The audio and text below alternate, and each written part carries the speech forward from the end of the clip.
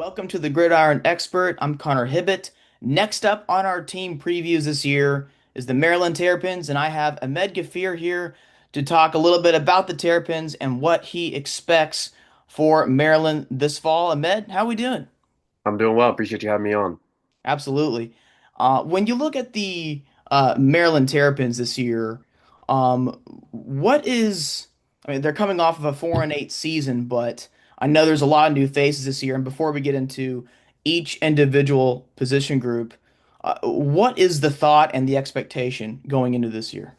Yeah, obviously, going into now year seven under Mike Locksley, this is probably the most pivotal season that he's kind of entering. Obviously going into 2024, Maryland was coming off three consecutive, not just bowl appearances, but bowl wins. And the bowl wins, that's the first time that's been done in decades. Then obviously, in 2024, bit of a setback season. Obviously, 4-8 finish, including one Big Ten win with that one win coming in a 15-point or 14-point comeback, 29-28 victory against USC for homecoming. So definitely, it was, like I said, it was a setback season. Going into this offseason, Maryland lost a lot of familiar faces that were kind of key in establishing the culture. Billy Edwards, Roman Hemby, Ty Felton, Caden Prather, both those guys that went to the NFL and, losing four along the defensive line. So I think that this year, obviously Maryland, all eyes are kind of on the on-field results, especially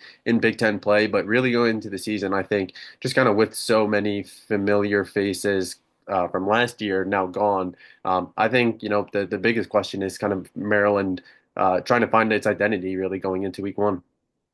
And you mentioned some of those quality players that are no longer a part of the program and some NFL draft picks. In fact, Maryland just had the most draft picks selected in a single draft since 1986. Maryland had six players selected in the NFL draft, and a couple of those being receivers, a couple of defensive linemen, safety. So certainly some quality players that are leaving the program, but a lot of new faces this year that are going to have to step up. And we start at the quarterback position. You mentioned no more Billy Edwards. He transfers to Wisconsin. Uh, is there an alpha in this quarterback room? Who do you think is ultimately going to end up being the guy? Is it the transfer from UCLA? Yeah, I think it's kind of, obviously, Coach Loxley, just historically he keeps his competition really open through the spring. And he was really hoping this year, just with so many faces, that the spring was really about, install and getting the playbook, the new scheme, with the new coordinators, getting all that down. But I would say right now, three guys that really kind of have separated themselves in the QB competition. Justin Martin, like you mentioned, incoming transfer from UCLA, Malik Washington, former top 100 signee out at Archbishop Spalding, who everyone really views as, the future face of the program. Then you have Christian Martin, who's coming back in his second year, had the most impressive showing among the three quarterbacks during the spring game. I believe it was 269 yards, four touchdowns. Really looked comfortable in the pocket. But I think, the biggest question, like you said, who's going to end up being the starter? I would lean towards Justin Martin right now. And I think the big reason for that is just kind of him having kind of a little bit more experience. I think that kind of helping, obviously, not with it being at Maryland, but I think that's kind of a chip in his favor right now. I think, of the three quarterbacks, obviously I mentioned, Christian Martin looked the best. I think Justin Martin kind of struggled the most among those three. But I think, Malik Washington, when you kind of watch him, he's really showing himself. Beyond just really a freshman. I mean, he doesn't look like a freshman when you look at him. Does a really good job commanding the offense, really good poise.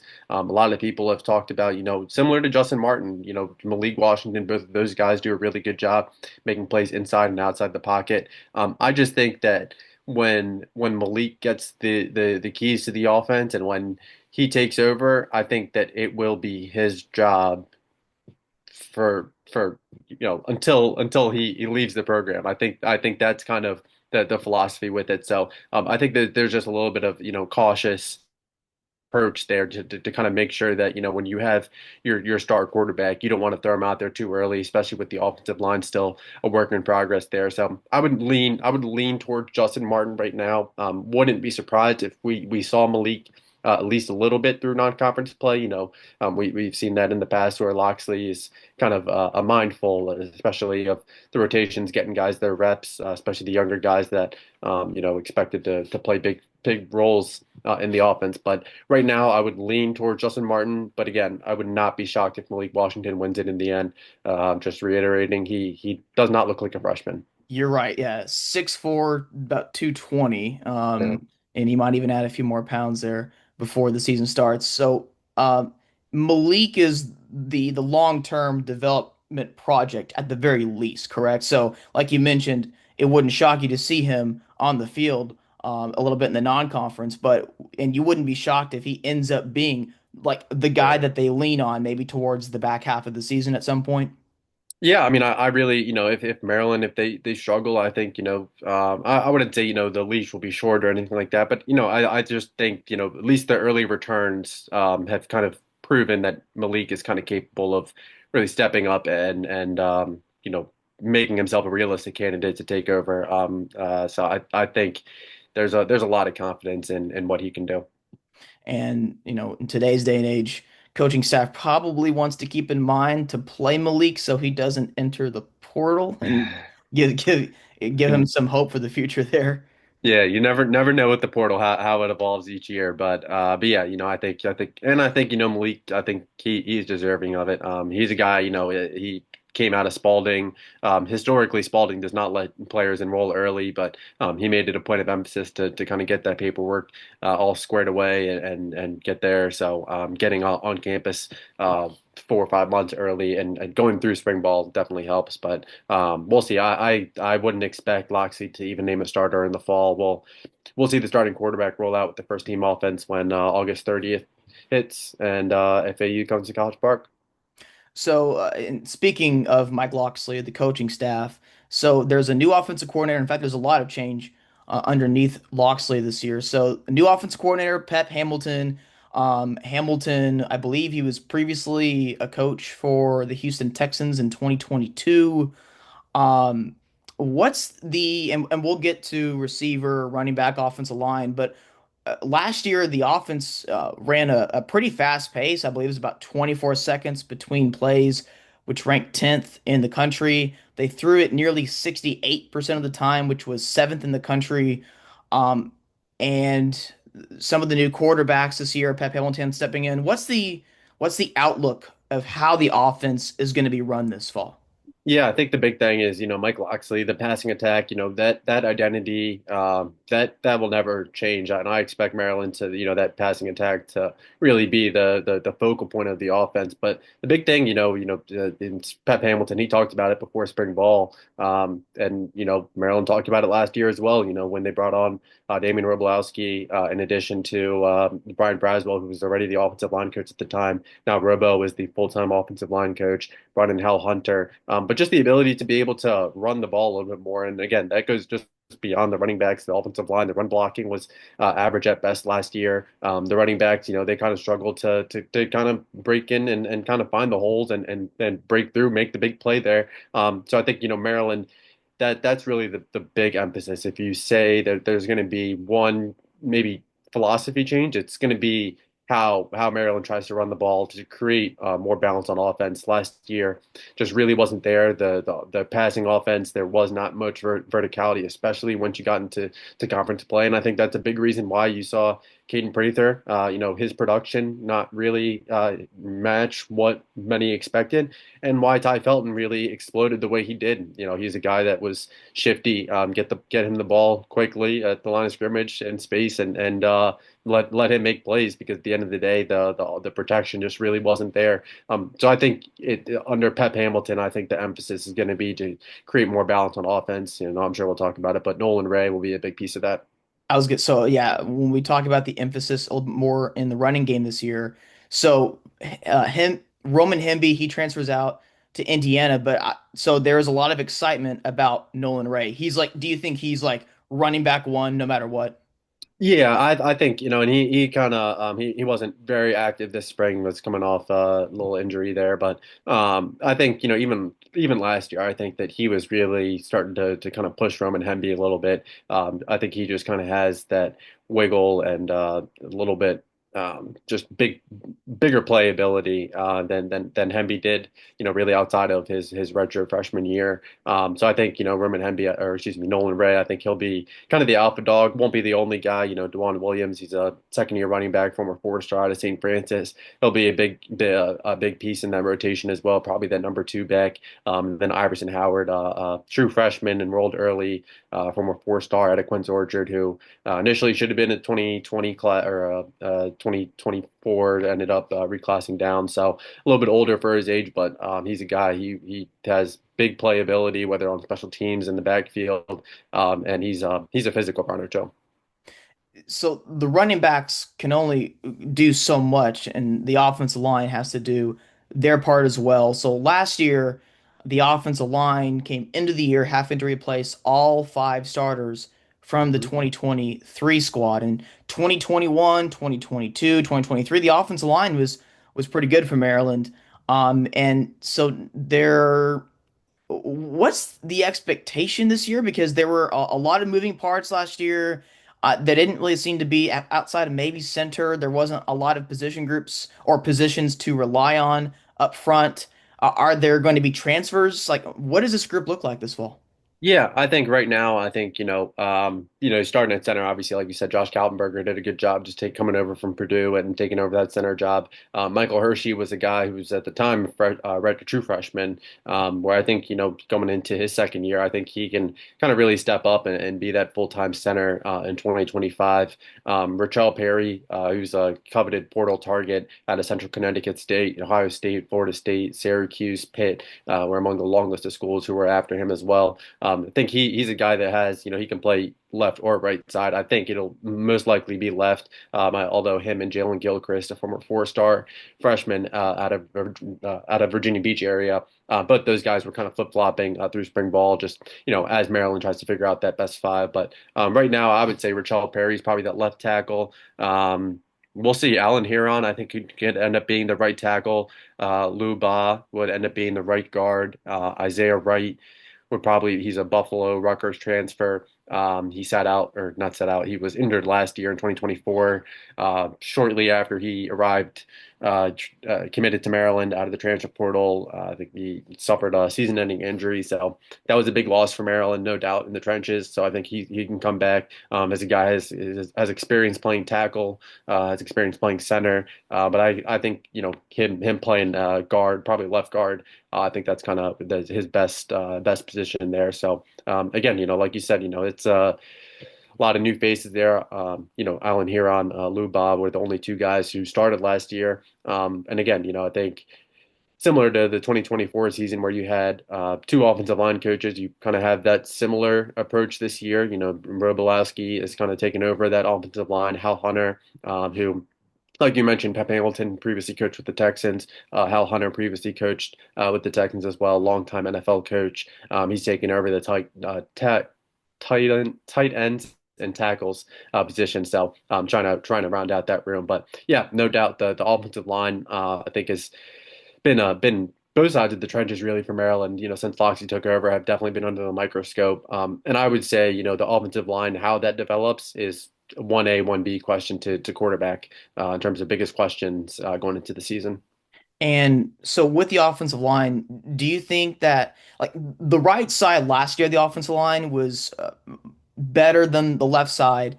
Yeah. Um, do you think the starting five could mesh here to be significantly better than last year, or do you think it's still going to be some growing pains and just try to improve?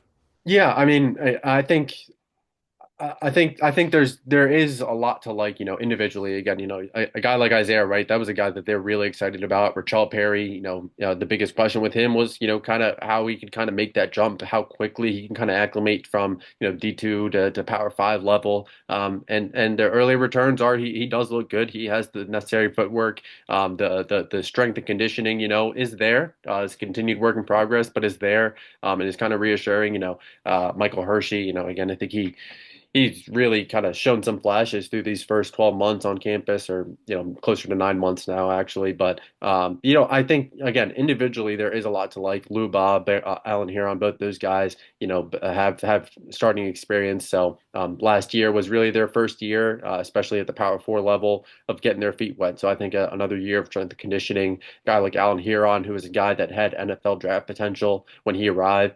So I think again, they that individually that there should be some improvement from these guys. I think how they kind of mesh together. But I think the biggest way we'll be able to tell if they can really take the next step is how Maryland's able to run the ball in 2025. And then what does the depth look like up front? Because I see a lot of freshmen here now. Jalen Gilchrist has a lot of upside. So he could have a bright future at Maryland. Michael Hershey, Anthony Robsock, if that's all correct. Are these, is this the projected two deep here? Yeah, Jalen Gilchrist is a guy, and that's probably that number six guy right now on the offensive line. Uh, I wouldn't be shocked if he, finds his way to, play a lot, whether it's Alan Huron shifting over to right guard and Gilchrist comes in on some series. I think, Jalen Gilchrist is a guy that, he was definitely getting some reps with the ones, looked really good. I had one source, once spring ball started, said he had the best footwork among the tackles on the team. So I think he's a guy that he really, really has turned heads. Was viewed as an impact signing when he committed last summer, and I think it was in early August or late July, and when he went public. And again, he's I would say that he's a big piece where I expect him to stay at tackle. And then you mentioned, some of the other guys, Trevor Szymanski, he's another guy to know. Tamaris Walker was someone that who departed the program, and Szymanski, I think he'd be a guy that can kind of step in at that backup center position. Anthony Robsock, Devon Watkins, he's kind of been with the second and third string at tackle there. And then, like you said, Ryan Howerton, that's a guy that he can play guard. But yeah, Maryland will definitely be turning to some of their, second year offensive linemen to kind of round out that depth.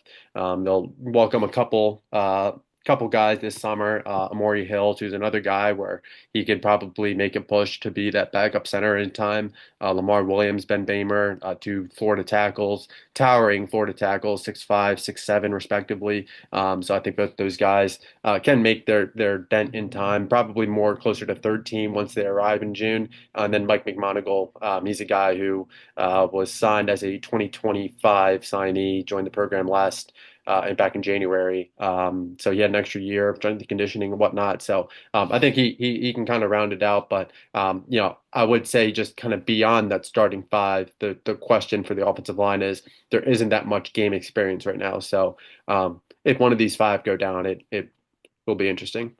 Yeah, it's amazing. I've done several previews now with some teams, and the biggest question for most teams has been depth along their Yep. offensive and defensive lines because you have a lot of backups that are entering the portal, guys that they thought were going to be the future, are going to be like the second string tackle, and so yeah, hmm the portal is putting some teams in flux at the line of scrimmage. You got schools like Texas taking five defensive tackles, man. Save some for the rest of us.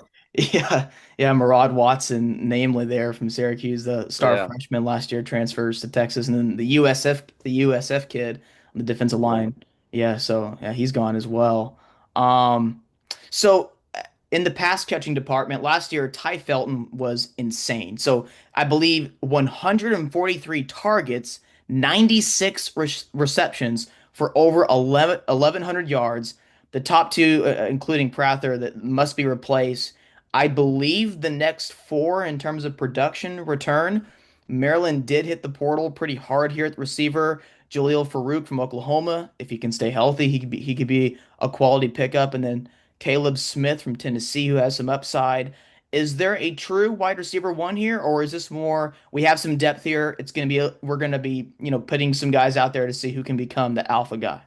Yeah, I think, it will, and like you said, this is probably the 1 year where you can make the argument that there are some questions about the wide receiver room going into for Maryland, but I wouldn't say questions in terms of, are these guys, you know, I guess the thinking is that none of these guys, have been a wide receiver one during their times. But I don't know that I've ever viewed Maryland as needing a clear wide receiver one with the way that their passing attack works. Jalil Farouk, like you mentioned, with the health, he sat out this spring just to kind of get back to closer to health. But the medicals there were fully evaluated well before he signed, and so he should be all good there. It was more precautionary. He'll return for fall camp, and he should be good there. Caleb Webb, Tennessee transfer, he's really proved himself as a possession wideout. Octavian Smith, he's a guy out of the slot. He can also play outside wide receiver too, but out of the slot, he's proven himself as sure reliable hands, but a shifty wideout who can make plays across the middle of the field. Got a chance to see it a little bit with Malik Washington and Christian Martin during the spring game as well. Ryan Manning, I think he's a guy, in his third year with the program. He's starting to kind of really put it all together really on the field. And that's kind of in line with the feedback when he first arrived. He was a younger guy when he arrived, and the feedback was that he was doing a really good job kind of picking up the scheme, picking up the playbook. The terminology was starting to really click for him. But again, just a young guy for his class, really putting it together all physically. And I think he's really starting to do that. And again, he had a really nice catch from a really nice throw from Malik Washington down the left-hand sideline. I believe it was a 25, 30-yard pass to set up the eventual score. But I think he's a guy that can kind of round out the room. Shalik Knott's is a guy who has shown flashes, I would say. And he steps up into his fourth year at the program to kind of round out that two deep. But again, I think Maryland.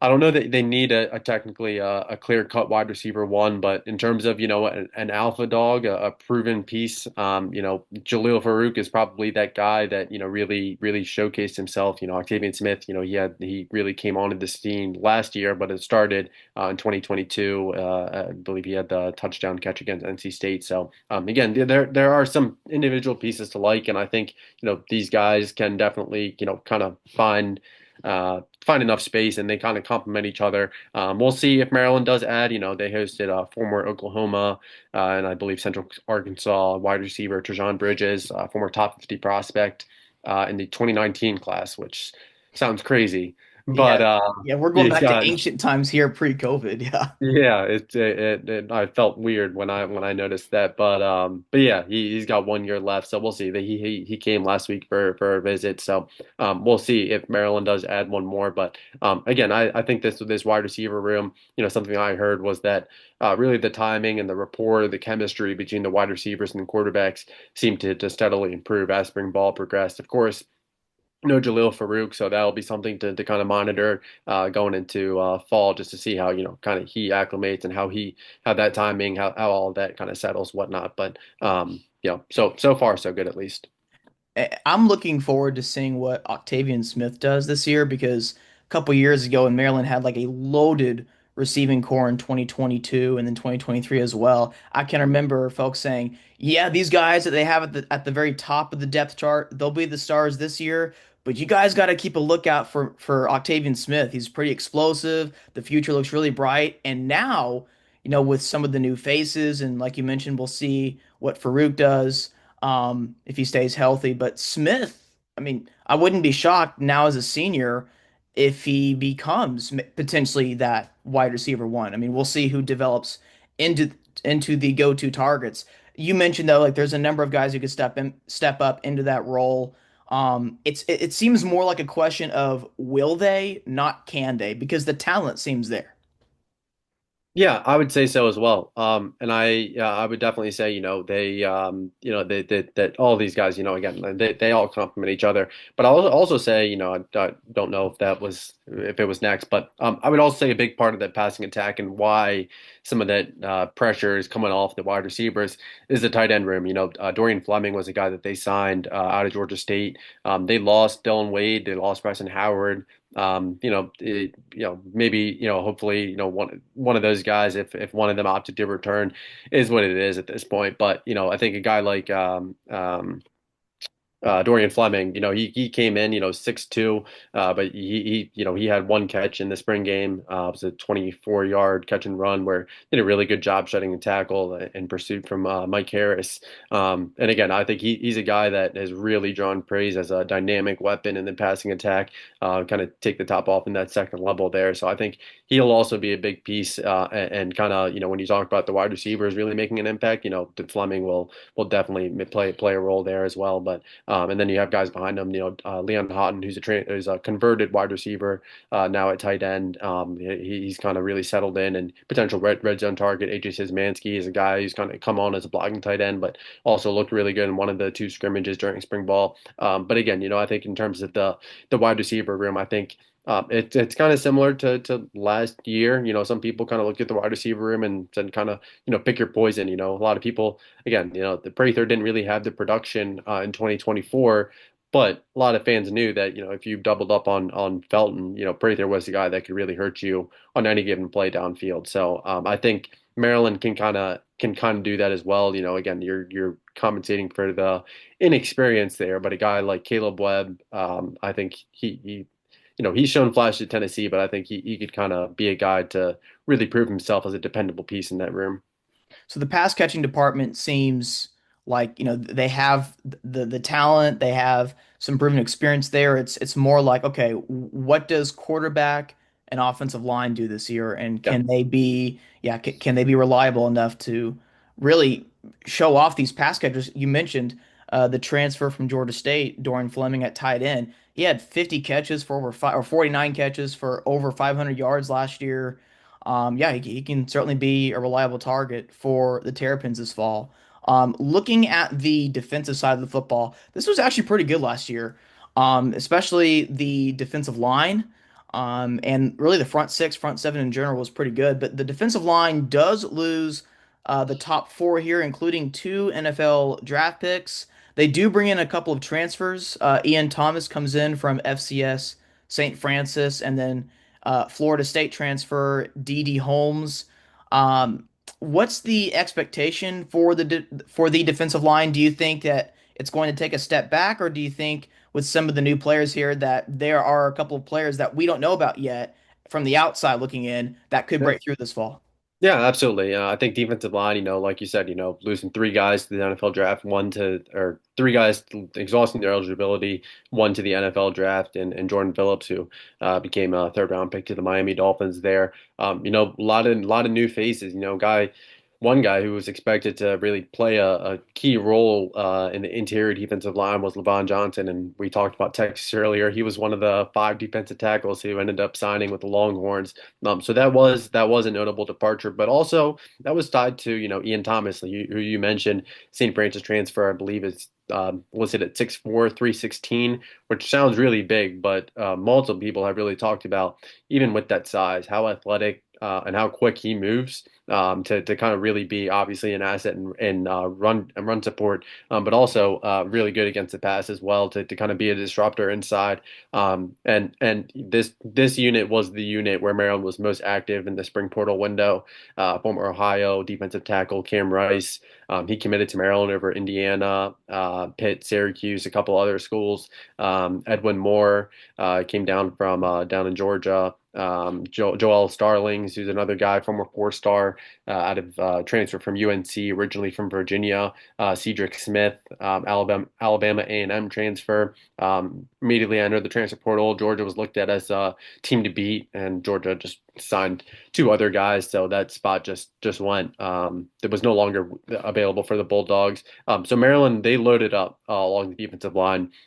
They also returned Dylan Fontes, who's a guy where I expect him to also play a really big role in 2025, but also kind of be that guy to lead the unit. It seems like he's that vocal guy, and just a really good kid, natural born leader.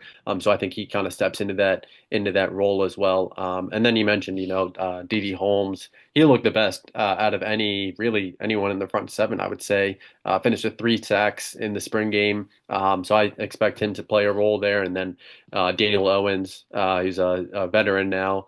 I expect him to kind of round out the depth. So defensive line, I think that there'll be a lot of new faces, whether it's guys that are stepping up in new roles or, like you mentioned, just the transfer portal additions. But think there's a lot to, especially after this portal window, most recent portal window, there's a little bit more confidence there. And with the linebackers, so three of the top four depart here.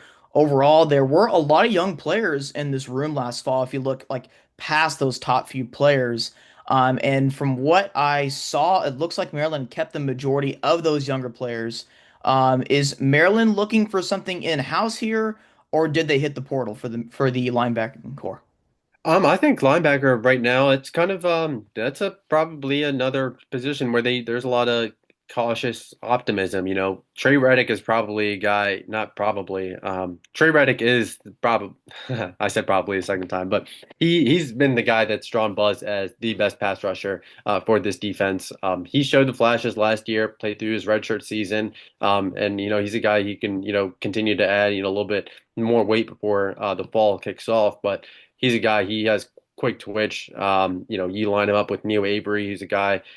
He had a good offseason last year, kind of battled through injuries in the 2024 season. But he's a guy who looked really good in the spring game. A couple of his reps, he just looked a step quicker, was in the backfield fairly quickly. So I think, those guys, kind of manning the outside linebacker room, I think will be a big piece. And can't forget about Zahir Mathis. That's a really, really big piece for them. They view him as a, NFL potential type prospect, where they expect him to really play an impact role in year one. And then in the inside linebacker room, you mentioned, lost some production. Caleb Wheatland was a guy who was a veteran in the room, but Caleb Wheatland likely was not going to see that same role that he was in 2024.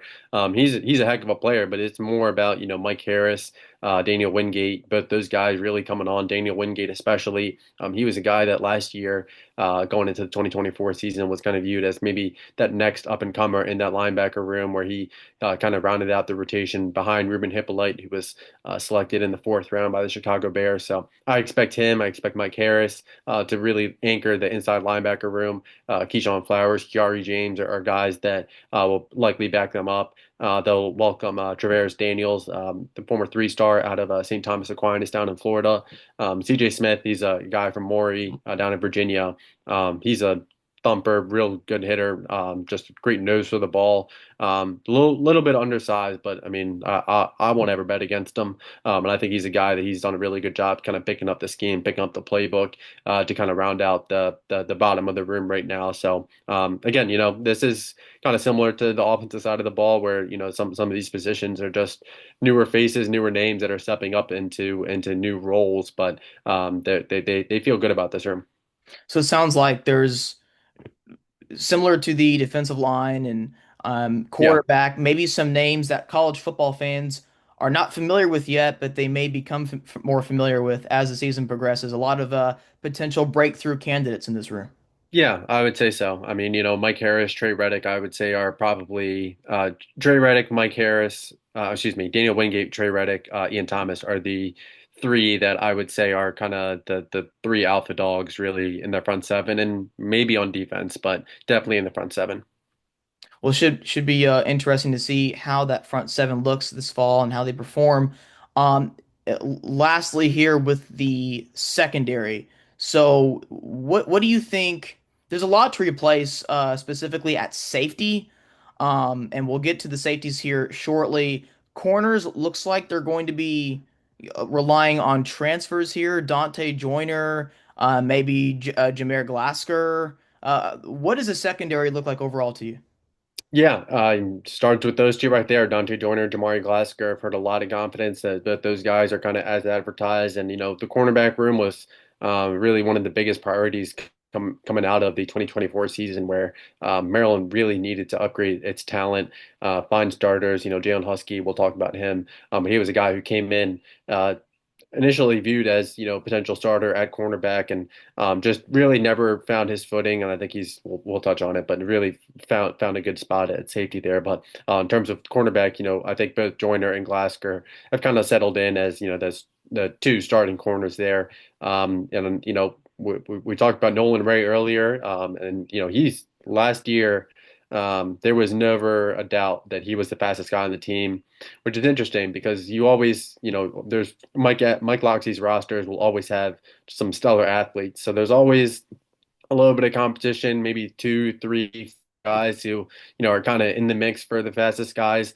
Last year, there was no doubt it was Nolan Ray. This year, Nolan Ray and Dante Joyner are 1A, 1B. And Joyner had a couple nice pass breakups during the spring game as well. So adding that type of athleticism to the secondary is really big. And obviously, in that corner, in the cornerback room, they'll have to turn to a couple of second year guys. I expect Kevin Humes, Lloyd Irvin, Braden Lee, Lakai Rowland to really step up and round out the rotation there.